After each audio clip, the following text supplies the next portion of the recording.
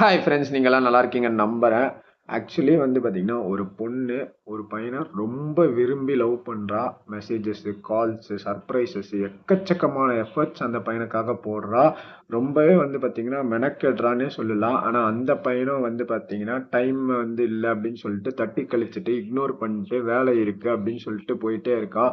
Later இது வந்து நாட்கள் போக போக இப்படியே தான் போயிட்டுருக்கு. கொஞ்ச நாள் போக போக பார்த்தீங்கன்னா, அந்த பொண்ணு ரியலைஸ் பண்றா. நம்மளோட கால்ஸு, மெசேஜஸ் எதுக்குமே வந்து இவன் டைம் ஒதுக்க மாட்டேங்கிறான். அது மட்டும் இல்லாம நம்ம இவ்ளோ எஃபர்ட்ஸ் போடுறோமே, இது எதையுமே வந்து இவன் கண்டுக்க மாட்டேங்கிறான். இவன் சைட்லேருந்து ஒரு துளி எஃபர்ட்ஸ் கூடமே நமக்கு வரமாட்டேங்குது அப்படின்னு சொல்லிட்டு ரியலைஸ் பண்ணதுக்கப்புறம் அந்த பொண்ணு வந்து பார்த்தீங்கன்னா, அந்த பெர்சன விட்டுட்டு போறா. அப்புறம் கொஞ்ச நாள் போக போக வந்து பார்த்தீங்கன்னா, மெசேஜஸு, கால்ஸ் எல்லாமே குறையுது. இந்த பையனுக்கு லேட்டரா தான் வந்து ரியலைஸ் ஆகுது. இவ ஒருத்தி தான் நமக்கு வந்து அன்பு காட்டிட்டு இருந்தா உண்மையா. ஆனா வந்து பார்த்தீங்கன்னா, இப்ப எந்த பெர்சனுமே வந்து அன்பு காட்டுறதுக்கு இல்ல அப்படிங்கிறத அவன் புரிஞ்சுக்கிறான். முக்கியமா வந்து பார்த்தீங்கன்னா, ஒரு நபர் இல்லாத அப்ப தான் வந்து அந்த நபரோட இழப்புங்கிறத பத்தி நமக்கு தெரியும்.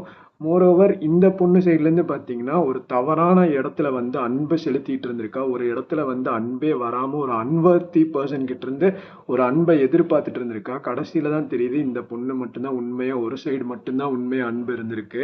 இன்னொரு சைடு வந்து அன்பே எந்த விதமான விஷயமும் வந்து இல்லாதனால பார்த்தீங்கன்னா, அந்த மனமுடைஞ்ச அந்த பொண்ணு வந்து அவன பிரேக்கப் பண்ணிட்டு போயிடுறா. இத பத்தி நீங்க என்ன நினைக்கிறீங்கங்கிறத வந்து கீழ கமெண்ட்ஸ்ல சொல்லுங்க. டாடா பை பை.